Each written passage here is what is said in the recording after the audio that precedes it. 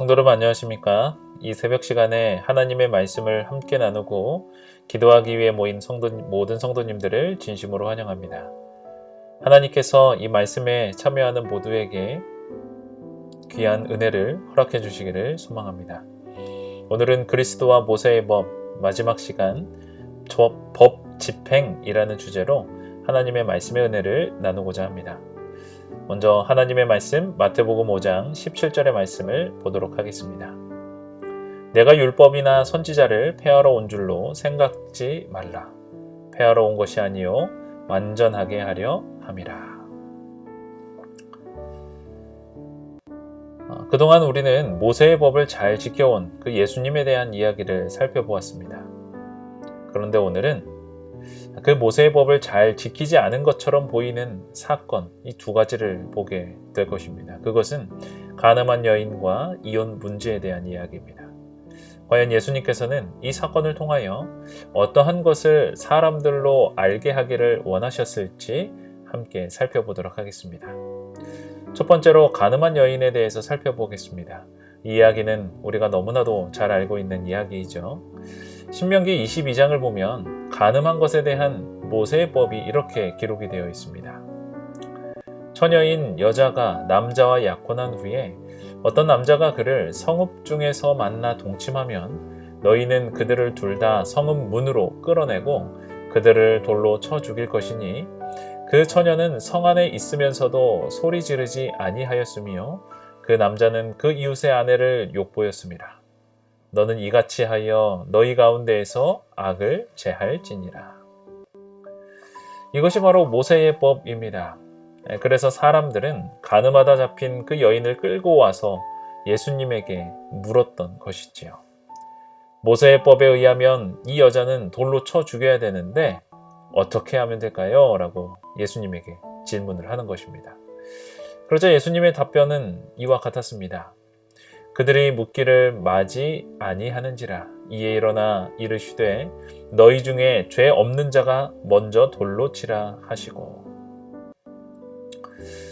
예수님의 이 말씀은 모세의 법대로 집행하라는 말인가요? 아니면 하지 말라는 말인가요? 이 말은 집행을 하라는 말입니다. 모세가 너희에게 쓴 것처럼 돌로 치라고 말씀을 하신 것이죠.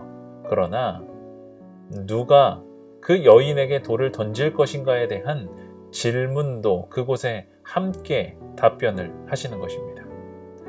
이것은 법 집행에 관한 질문이 아니라 법 정신에 관한 질문이었습니다. 모세의 법에 기록된 것은 어떻게 법을 집행할 것인지에 대한 내용이었다면 그 율법을 반드시 그들에게 주신 그 예수님께서는 어떠한 정신으로 그 법을 집행해야 하는지를 말씀하신 것입니다. 당시에는 시민법이라 불리는 사회법이 있었습니다. 그 법에서는 법에 대하여 어떻게 집행을 해야 하는지에 대한 내용이 담겨져 있었습니다. 그래서 예를 들어서 우상숭배와 안식일을 고의로 범한 자와 간음한 자들, 살인한 자들을 모두 돌로 쳐 죽이라는 내용이 담겨져 있었던 것입니다. 그런데 이러한 사회법과 모세의 법이 조금은 달라 보입니다. 그래서 어떻게 그 조화를 이루면서 집행이 되어져야 하는 것일까요? 그 당시 사회법에 의하면 간음한 여인은 돌로 쳐 죽여야 했습니다. 그렇다면 이 여인은 제사법을 통하여 속죄받을 기회마저도 잃게 되는 것일까요? 간음했다고 해서 그 죄를 하나님 앞에 회개할 기회조차 얻지 못하고 죽어야 하는 것이었을까요?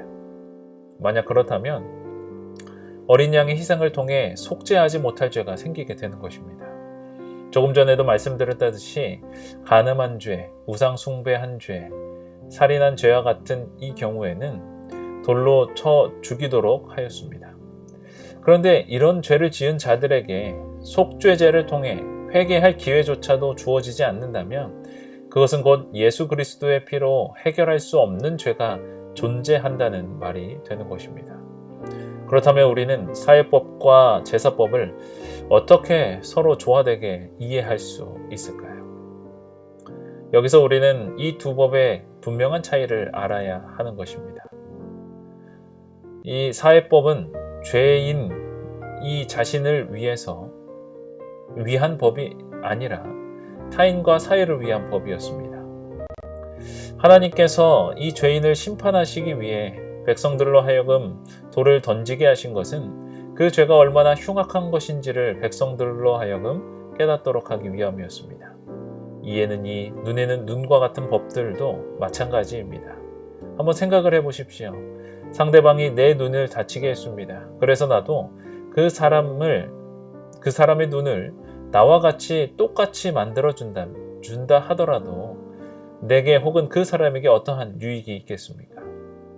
이 법은 백성들로 하여금 상대방을 해롭게 하는 것이 얼마나 심각한 죄를 초래하는지를 깨닫게 해주기 위한 법이었습니다.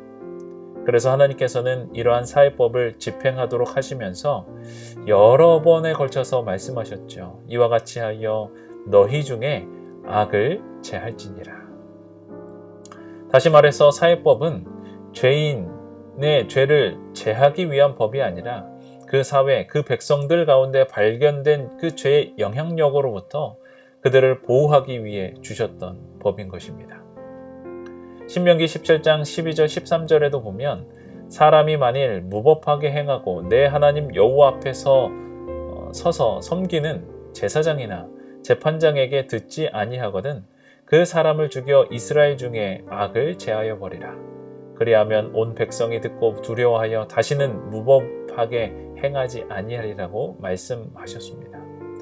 그러므로 그 법을 집행하는 것은 곧 온 백성을 위한 것임을 우리는 말씀을 통해서 알 수 있게 됩니다. 반면에 제사법은 타인이나 사회를 위한 법이 아니라 죄인 그 개인을 위한 법이었습니다. 그것은 죄인 스스로가 자신의 죄를 해결하기 위한 방법으로 하나님께서 주신 것입니다. 그러므로 살인을 한 자든지 간음을 한 자든지 자신의 죄를 깊이 깨닫고 회개하는 마음으로 하나님 앞에 나온 자들은 그리스도의 보혈로 용서를 받을 수 있는 것입니다. 이것이 모세의 법과 세상의 법의 가장 큰 차이입니다. 모세에 의해서 주어진 이 사회법은 당시 고대 근동 지역에 널리 행해지고 있는 법들이 아주 많았습니다. 그 대표적인 예가 함무라비 법전인데요. 이것은 모세 시대보다도 이전에 만들어진 것인데 그 내용은 모세 오경에 나와 있는 사회법과 매우 유사합니다.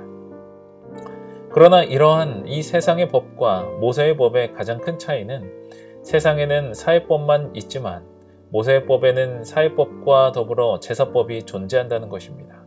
이 말은 무엇을 의미하는 것일까요?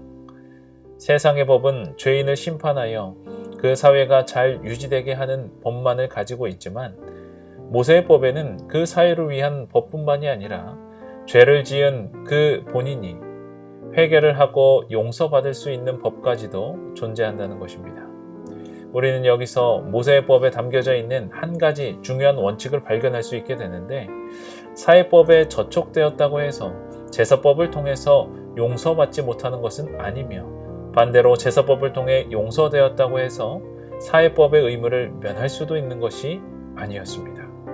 단, 이 요한복음 8장에서 죄 없는 이가 먼저 돌로 치라고 말씀하신 것은 제사법에 담겨져 있는 율법의 정신은 잊은 채 사회법만 붙잡고 상대방을 정죄하는 그 유대인들, 종교 지도자들을 책망하신 말씀이었습니다. 예수님께서는 결코 모세의 법을 무시하지 않으셨습니다. 나도 너를 정죄하지 아니하노니 라는 말씀을 통해서 제사법의 정신을 높이신 예수님께서는 가서는 다시는 죄를 범하지 말라고 말씀하시므로 사회법의 정신도 높이셨습니다. 이렇게 두 법의 정신이 온전히 조화될 때야 비로소 우리는 율법의 참 의미를 깨달을 수 있게 되는 것입니다. 둘째로 이혼 문제를 함께 살펴보도록 하겠습니다. 마태복음 19장 3절의 말씀입니다. 바리새인들이 예수께 나와 그를 시험하여 이르되 사람이 어떤 이유가 있으면 그 아내를 버리는 것이 옳으니까. 신명기 24장 1절로 4절에는 이혼 문제에 대한 모세의 법이 나와 있는데 이 법에 의하면 아내에게 수치스러운 일이 발견되면 이혼 증서를 써서 그 여인을 집으로 돌려보내라고 나와 있습니다. 이 법에 의거하여 바리새인들은 예수님께 나와 이렇게 물어본 것입니다. 그때 예수님은 이와 같이 말씀을 하십니다. 예수께서 대답하여 이르시되 사람을 지으시니가 본래 그들을 남자와 여자로 지으시고 말씀하시기를 그러므로 사람이 그 부모를 떠나서 아내에게 합하여 그 둘이 한 몸이 될지니라 하신 것을 읽지 못하였느냐. 그런즉 이제 둘이 아니요 한 몸이니 그러므로 하나님이 짝지어 주신 것을 사람이 나누지 못할지니라 하시니.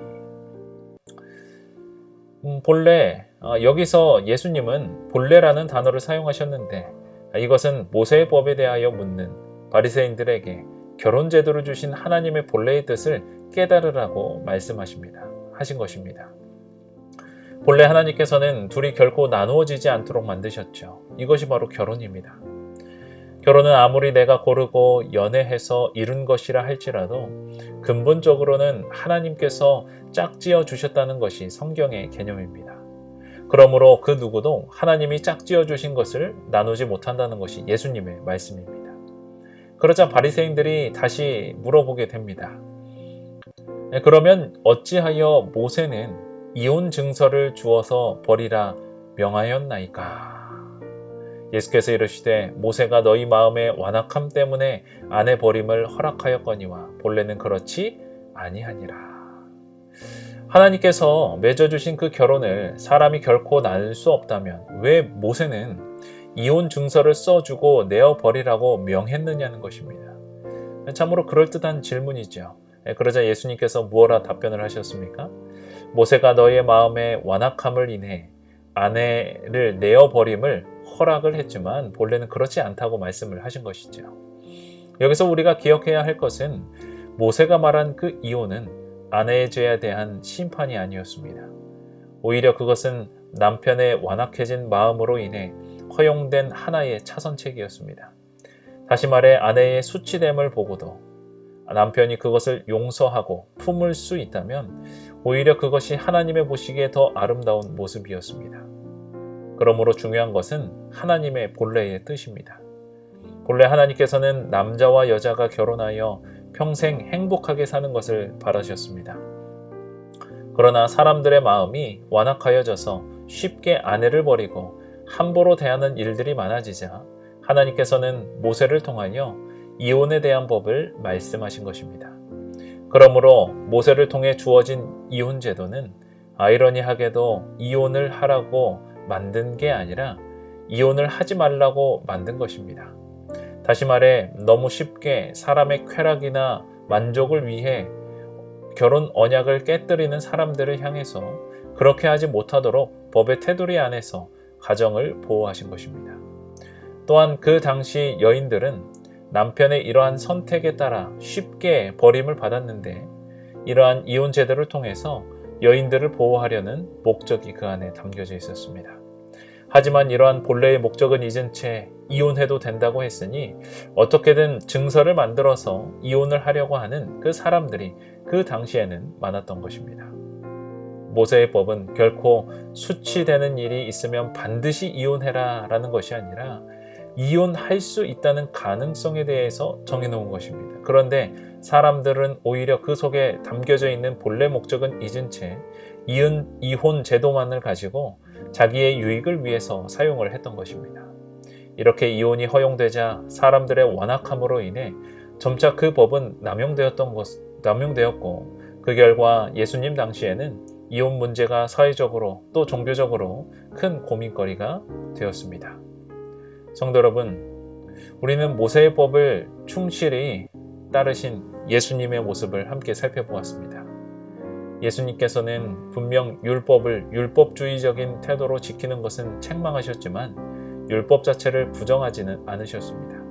오히려 그분은 태어날 때부터 돌아가실 때까지 평생의 삶을 통해 모세를 통해 주신 법들을 충실히 따르셨습니다.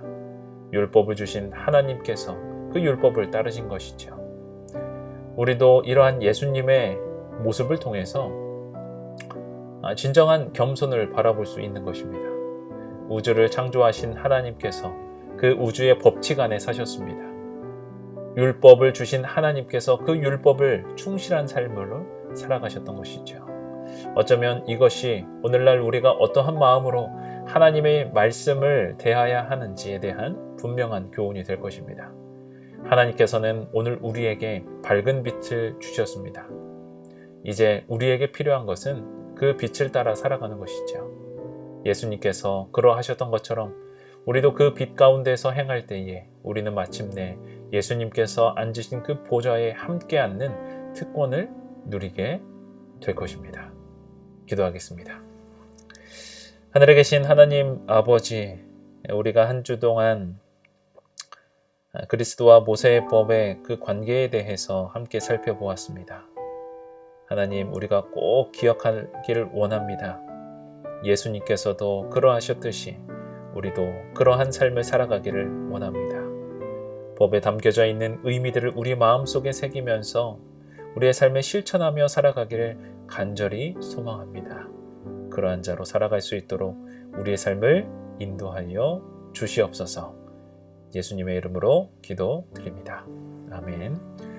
오늘도 예수님 안에 함께 기도함으로 예수님과 동행하는 거룩한 하루 되기를 간절히 바랍니다. 기도하겠습니다.